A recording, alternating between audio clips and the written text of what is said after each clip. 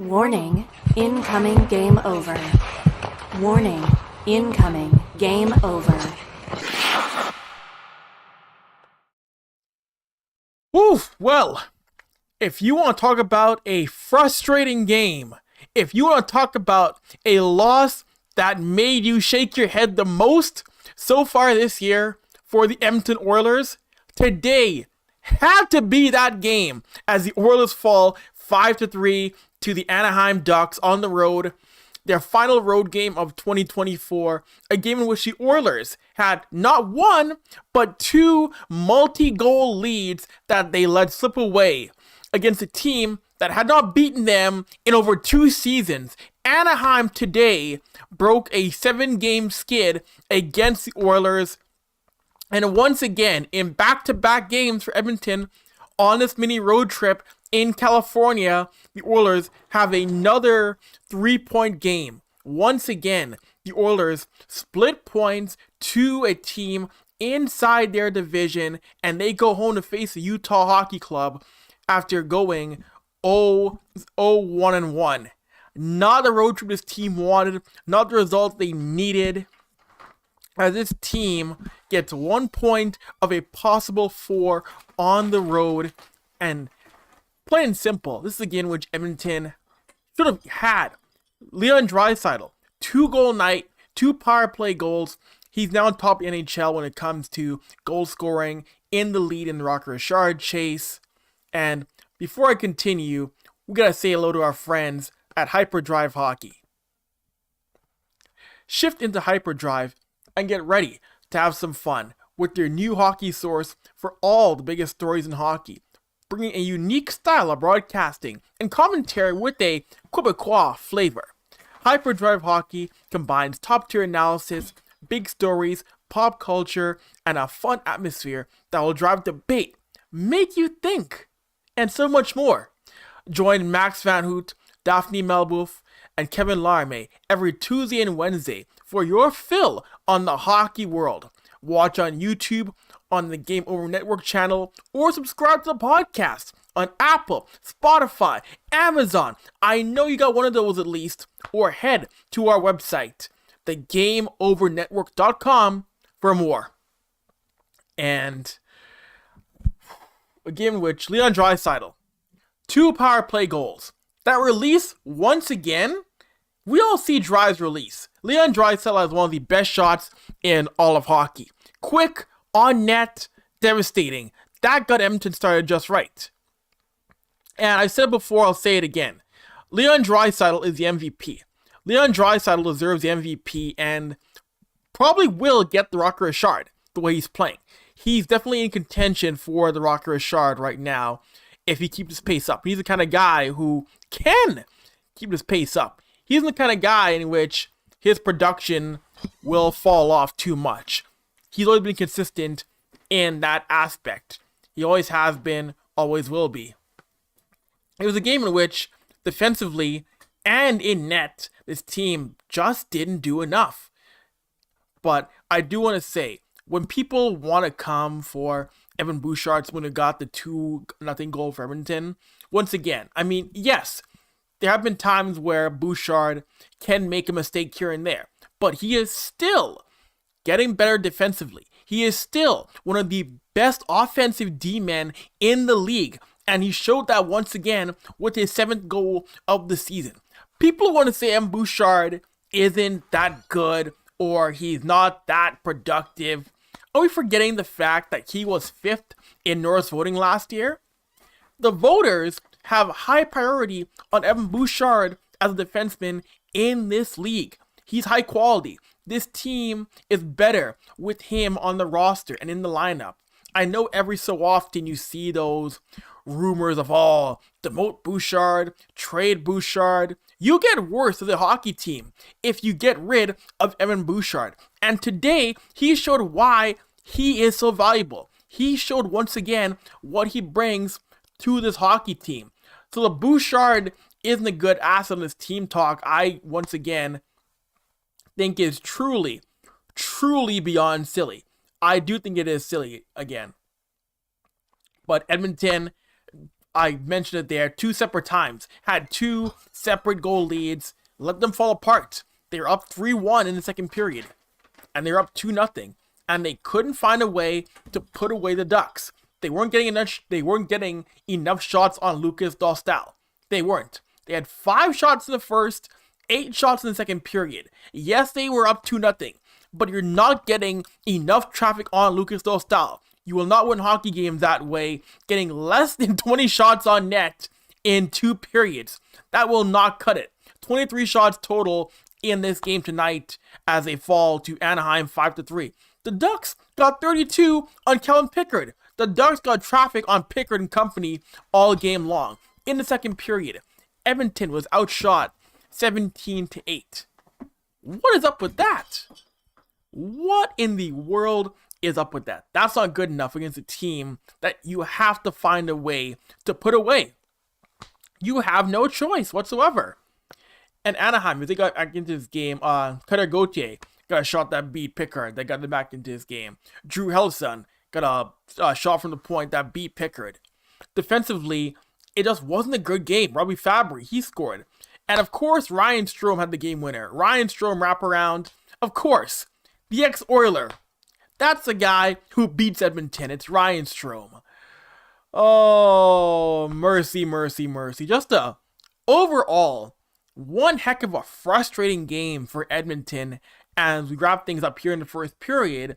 I do want to point out as well that Jeff Skinner was healthy scratched. Derek Ryan came in, and Jeff Skinner didn't play much against LA in the third period. Healthy scratch today, and Jeff Skinner, he's trying to do as much as he can as a depth guy. Jeff is trying to do what he can from the third and fourth line, and it's still very strange to see how Chris Knobloch once again isn't playing Skinner consistently inside the top 6 of Edmonton. He's buried Skinner in that depth core, and a lot of people are confused by it because this is the kind of guy who thrives the most when he's playing top 6 minutes with guys like Leon Draisaitl, like Zach Hyman, like Ryan Nugent-Hopkins, like Connor McDavid, and he's been demoted to trying to be a guy who can make offense work with the grinders, which he's doing his best, but it hasn't been the best fit for him. So I'm not sure what's going on there with Knobloch and Skinner, but Jeff Skinner was scratched today, and I guess we'll find out if he is going to play against Utah on New Year's Eve. But this situation has been certainly one of the more strange ones so far for the Oilers this year, because that's a guy you brought in to give your team 25, 30 goals. This is a 1-year prove-it deal for Skinner to see if he can get a big money deal elsewhere next year, or if he was considering resigning in Edmonton. But so far, I don't think anybody knows what the plan is with him. I think we're all confused. I know our colleague, our guest yesterday, Preston Hodgkinson, he asked Knobloch directly, what does Skinner have to do to get a promotion on this roster? And he mentioned he has to play good hockey and that he'll prove himself in getting a bump up. But I don't know. Many of us are still baffled by that decision in putting Skinner in the press box and keeping him with guys who aren't all that fast, because we've seen Skinner before. He's got the hands. The hands are there, but Jeff he's never been a speed burner. He's been a great skater in by the net, but he isn't the fastest player. So putting him with guys who equally aren't quick just didn't make much sense to any of us. But we'll see what happens. I mean, I think there'll be practice. We'll know there's practice tomorrow.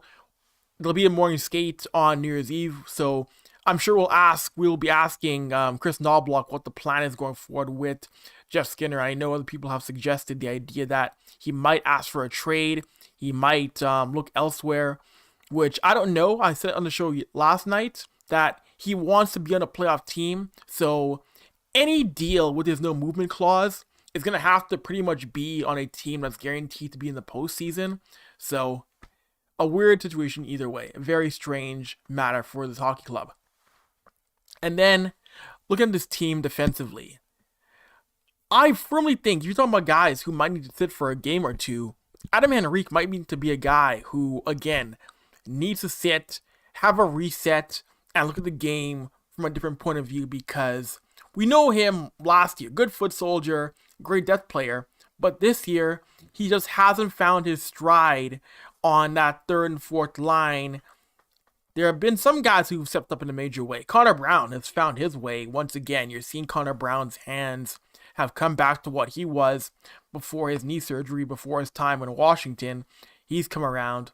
But some guys like Henry have just struggled to find their way, and it might be time for a quick reset for a game or two to get his mind right, get things going again before he can come back in, because it's 2 games in a row now. Guys like Henrique have struggled. Darnell Nurse didn't have a good game as well.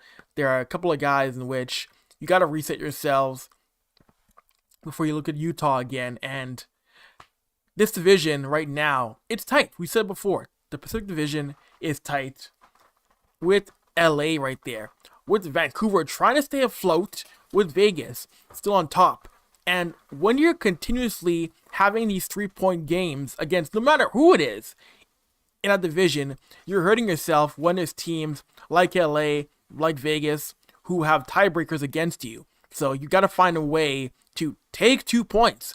Don't split against these teams inside your division, because right now it's going to come back to get you in, say, game 78, 79, whatever, when you're trying to get a division title. So tough times right now for the Oilers when it comes to those 3-point games, but at least I'll say this much. At least they are getting points. That is a good thing. They are finding a way to get points. They're getting 1, 2, but you got to be more consistent on the road and against teams like LA and against Anaheim. All right. Second period time here on Game Over Edmonton. We won't go too late tonight, another afternoon game, but I do want to say this much. It is weird as to how many afternoon games before 2025 the Oilers have played on either a Saturday or a Sunday before 6 p.m. I think to myself, wouldn't this not be a team you want to see play if you're a Sportsnet or a CBC? The fact that Edmonton's playing so many games early in his early part of the season before 6 p.m., local time, is a little bit odd. It really is odd. They played against LA in a day. They played against San Jose in a day game. I don't think there's not too many games. Excuse me. Oh, hiccups now for some reason. I don't need to play afternoon game again until February, late February, to play afternoon games against, I think, Washington and Philly. But they did a really weird run over the past couple of weeks here where they were playing games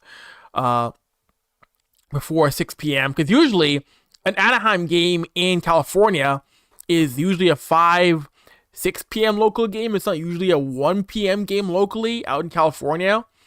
So that's a little bit odd. I thought about that was a little bit strange. But hey, if you want to support the Game Over Network, please make sure you like, subscribe, and comment. Tell your friends, tell your enemies, tell your frenemies what you think about the show. Let them know. We love the support. We're helping to try and rebuild and build back up Canadian media, giving jobs to people of different backgrounds, younger voices, because, hey, it's needed here in the Canadian sports media field. We're doing good work right now, but there's much more to come in 2025. So much more to come, but stick with us. Stick with us. I know we want to thank you all for your support already. We've seen numbers before for different channels, for this channel, and there's a hardcore fan base for Game Over who love what we do from day one, always have, and we appreciate the support so much. We truly do. And looking into the stats a little bit further, I know, plus minus isn't that big of a stat. You shouldn't rate it too much, but man, the amount of guys right here who were caught in the minus zone today, not good at all. Tough day for Darnell Nurse, -3. Troy Stetcher, -2. Brett Kulak, usually very steady, very composed, -2. And then the forward group, you had, again, Derek Ryan struggling at a -2. And here's where at times where you don't want to look too much into plus minus because Draisaitl, Leon, carried the way. Great game, but still a -2. And some people might say, oh no, he had a bad game. Well, yeah, that's where you can't solely look at the stats in that sense of plus minus, but easily the most frustrating game of the year. Easily the most frustrating game. And it's funny because, yes, Edmonton had costly turnovers. They had bad turnovers, but guess who had more? Anaheim had 17 giveaways. Edmonton only had 8, but yet they weren't as glaring as the ones Edmonton had in this game. Anaheim had more, but they weren't as backbreaking as the Oilers. So it was funny. I didn't think Anaheim had that many giveaways, but hey, when you win 5-3, when you win your first game against this team in 7 tries, that kind of gets glossed over if you're Anaheim. So that was a good outing for them. A team that's trying to find their way again as they kind of float, well, not float, but they're trying to hold their head above water in the division right now. No Trevor Zegras for a while still, and they're still trying to figure out what they want to be. I know Duck fans. I know if there's any Duck fans watching, I know y'all have your issues with your head coach, Greg Cronin. Ask any Anaheim Ducks fan, and whoo-wee, they do not like Greg Cronin. Anaheim Duck fans do not like that man at all, so they get a little bit of solace taking a win against the Oilers, a team that they've had a hard time against for quite some time. They've had a hard time against the Oilers, even with guys like Zegras, Lucas Dostal, who in the end made the saves when he had to, but again, wasn't the most tested, even though he should have been. Getting pucks on net today for the Oilers was just a shocking challenge. They weren't doing it enough, and the fact that they just couldn't get anything consistent on him was just baffling. And they had their chances. Edmonton had power plays. Edmonton was getting opportunities on special teams to bury the Ducks. They're getting the calls they wanted. They got the 2 power play goals, but they should have had 3. And on the penalty kill, Anaheim was 0 for 5. Anaheim was 0 for 5. I'll give credit. Edmonton's penalty kill was great today. The penalty kill was phenomenal. 0 for 5 Anaheim was. You're seeing Edmonton special teams start coming around. But, oof. Man, oh man, this should have been so many aspects of this team should have resulted in an Edmonton win. The killer instinct today just wasn't there. The ability to not turn the puck over, making a clean breakout pass, just being confident with the puck today wasn't there for Edmonton, and Anaheim took advantage in a major way. And this is a peak game in which, you know what, yes, you look at the mistakes, you watch a tape, you go through the film, but you can't dwell on it too much because, again, you got Utah coming here on New Year's Eve. Things don't get easier. Things don't get easier for the Oilers. But yeah, you're on the plane, you lick your wounds, but you gotta figure things out right now. And how you get things sorted out again, because you should have taken at least 2 points out of this California swing. 1 isn't good. At least you got the one against LA. At least you went to overtime against the Kings. If you came back here with none, that would have been a tough look. So Edmonton plays Utah. They get Anaheim again on January 3rd. Then you got a run against Seattle, Boston, the Penguins, and the Blackhawks for their next 6 games coming up here on the schedule, with Utah being the last game of 2024, the Anaheim game being the first game of 2025. But yeah, this is a game in which Edmonton defensively had to be better in front of Calvin Pickard, but also too, this wasn't Calvin's sharpest game. We've seen Calvin at times steal games, and he just wasn't sharp today. That freshness in net just wasn't there from him, which is tough to see because in spurts, he's been fine. But man, just wasn't good enough. But it's always good. It's always fun Game On. So on Monday, when you're getting ready for your week, make sure you tap into Game On Hockey, hosted by Graham Mosimann. Game On Hockey has you covered, and Graham goes through all things hockey in a short form daily news podcast. In 10 minutes or less, he goes through all the NHL and hockey world every weekday on the Game Over channel on our YouTube in podcast form, and you can find it on the GameOverNetwork.com/GameOnHockey. Graham does a wonderful job getting into all things hockey in a concise and quick way, Monday through Friday, to get you ready for the week. Listen to Game On during breakfast, at school, with the kids. Fun for the whole family, yo. Anyways, third period time. Third period time here on Game Over Edmonton. My last show of 2024. I'll see you guys again in the new year. So it'll be the rest of the group taking you through the game against Utah. I'll be at the rink enjoying that game, covering that game. And it'll also be my last day of being 31. My birthday is on New Year's Day. I think a phone going off.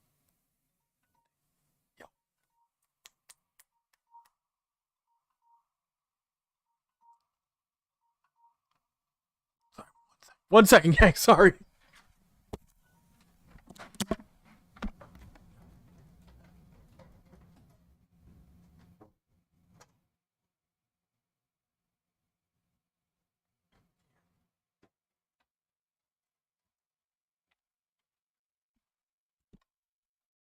Sorry about that, gang.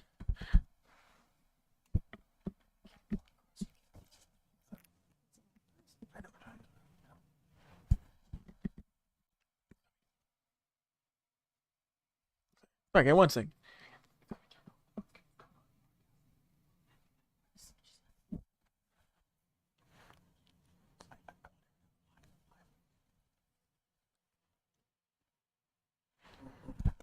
Sorry, gang. Live broadcasting here. Like I was saying, yes, this is my last episode of Game On Edmonton. Sorry, Game Over Edmonton before the new year.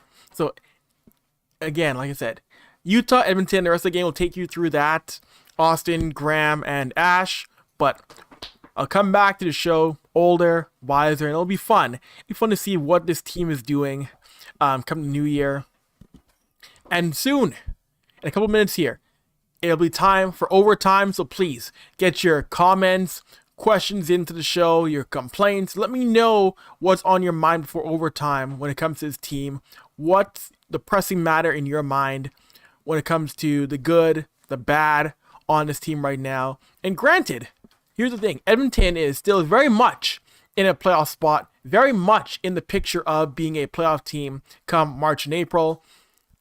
And I saw, and one thing I did see about this team is the big question is what's going to happen again. And we've talked about this all show long, all season long, is after the game of Pickard tonight, goaltending. And I feel like a broken record because we've been down this road so much, the goaltending debate, and it wasn't the best game for Calvin Pickard. It really wasn't.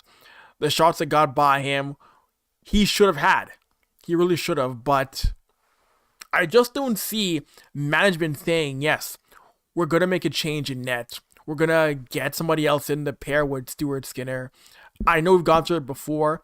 The possibility was probably going to be Mackenzie Blackwood. He's now in Colorado. So that is a name that is long gone. And really right now, I'm not sure who else you can really go and get if you're going to actually commit to help for Stuart Skinner. I think right now, and Preston mentioned it on the show yesterday, the bigger issue is getting help on the back end, getting somebody else in there. So we'll see what happens. But this team has the ability to bounce back and figure things out. I don't think you're going to see more trouble for Darnell Nurse. I think Darnell Nurse right now has found a way to get out of his funk. Over the past few games, if he has a bad game, Darnell finds a way to rebound. So do guys like Emerson, Kulak, etc., etc. these guys find ways to recover after a bad game or two, which wasn't the case for guys like Darnell in October. He's found ways to recover and be a responsible defender when things don't go his way, but we'll see what happens again. Like I mentioned, burn the game tape, watch it once, move on. Figure out Utah, a team you've won against before. I remember Edmonton won in Utah earlier this year. New Year's Eve will be the first game for the Oilers at home against Utah. And remember, Utah HC technically is an expansion team. It is not Arizona. It's not a relocation. They're an expansion team. So the record talk is going to be a little bit funny when things come again on New Year's Eve. I know there's going to be a confusion again in terms of what Utah is. But remember, Utah is technically an expansion team. So get ready for that. It'll be a fun game. Downtown Edmonton's going to be just chaotic. I know it's going to be a zoo downtown. Catching an Uber, catching a Lyft, that's going to be silly come time for that game, and even leaving Rogers Place after New Year's Eve. So it'll be fun. But you know what's also fun? Do you know what else is fun? Oh, getting some Game Over merch. Yes. Game Over merch this holiday season. Tell your friends to buy some. Tell your auntie, your uncle. Maybe you got family like me. They got a birthday on New Year's Day. Get them some merch as well. They'll love you for it. Because folks, family, friends, what better way to support something you love than by rocking it as clothing? Game Over's apparel line has dropped with 3 unique designs. Whether you feel nostalgic pull of a retro scare design, want to make a statement with our established design, want to wear your love for goalies proudly with our live and die by the goalie design, or if you just need another coffee to get you through the winter, we got you covered. Designed by Brady Chalice from Game Over Winnipeg. Use the QR code on stream. See the code? Click that code and take a look through our apparel store and help us rebuild local sports media in Canada while repping your community. So, we had a sale before Christmas, but we got a new sale dropping that dropped on Boxing Day. So, use the code GOHolidays to get yourself 15% off on all winter products. Oh, my bad. Sorry, that code expired now. That code expired, but there's a new sale dropping on Boxing Day. That dropped on Boxing Day. So make sure you hop on there on our show store, on our store for the show. There we go. That's the word I wanted to say. Make sure you hop on there. Get a mug, get a hat, get a beanie, get a bandana for your dog, your cat, or your pet lemur. They'll love it. And it comes in stuff for all 7 Canadian NHL teams. So, there you go. All right. Overtime, y'all. If you have any questions, comments, please let me know. Hit me up with that. If there's none, we'll wrap the show up here. My last one of 2024. But again, great game for Leon Draisaitl. Someone who is 25th, who has 25 goals this year. On pace right now to be the Rocker Richard winner, and probably going to be a Selke candidate, a Selke finalist at least. I know that's an award which it's already being determined as the Sasha Barkov Award, but I do think Draisaitl has a really good shot of being at least the runner-up or number 3. He's going to get votes for the Selke. He absolutely should. Rocker Richard, that's going to be a fight, but I'm going to say Draisaitl hits 60 or 61 goals this year.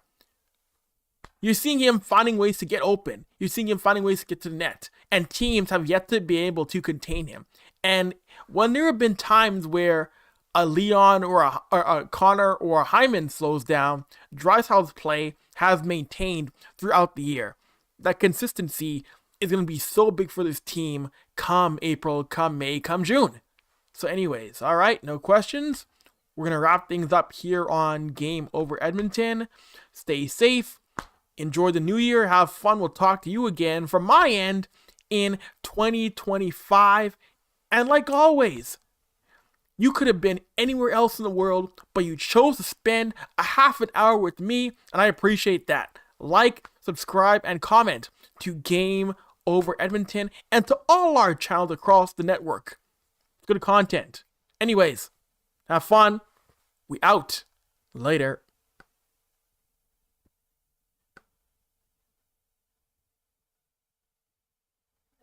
You